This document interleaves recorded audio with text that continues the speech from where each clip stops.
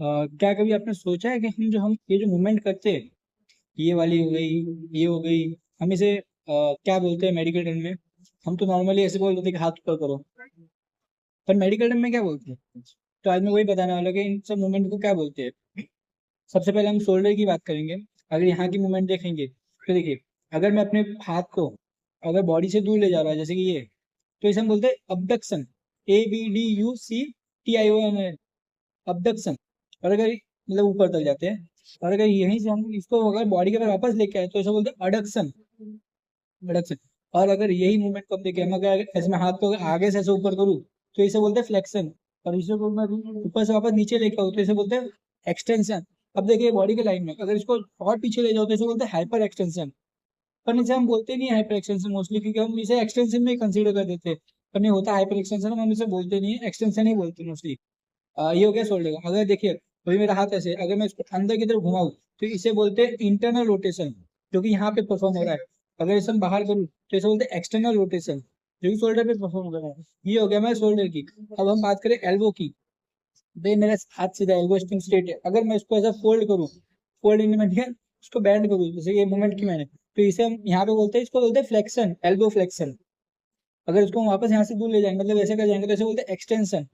और ये यहाँ लॉक हो गया, क्योंकि आपके बोनी बोनी कंपोनेंट की वजह से लॉक हो जाता है, तो इससे आगे जा नहीं सकता। किसी किसी की बॉडी में ना ये जाता है, थोड़ा एक्सटेंड हो जाता है। और तो ये हो गया ना एक्सटेंशन। अब हम बात करूँ रिस्ट की। तो ये देखिए, अगर रिस्ट ऐसी देखिए, हमारी रिस्ट ऐसी न्यूट्रल पोजिशन है, अगर हम रिस्ट को यहाँ से अगर ऐसे करें तो इसे बोलते हैं फ्लेक्शन। ये हो गया एक्सटेंशन। ये हो गया एक्सटेंशन पूरा। ये वापस फ्लेक्शन, एक्सटेंशन। अगर फिंगर्स की बात करूँ तो ये फ्लेक्शन, एक्सटेंशन। अगर फिंगर में आप देखेंगे तो ये अबडक्शन, दूर दूर हो रही तो ये पास में आई तो अडक्शन। हम हमारे थंब में भी ऐसे होते हैं, flexion, extension, abduction, adduction, opposition.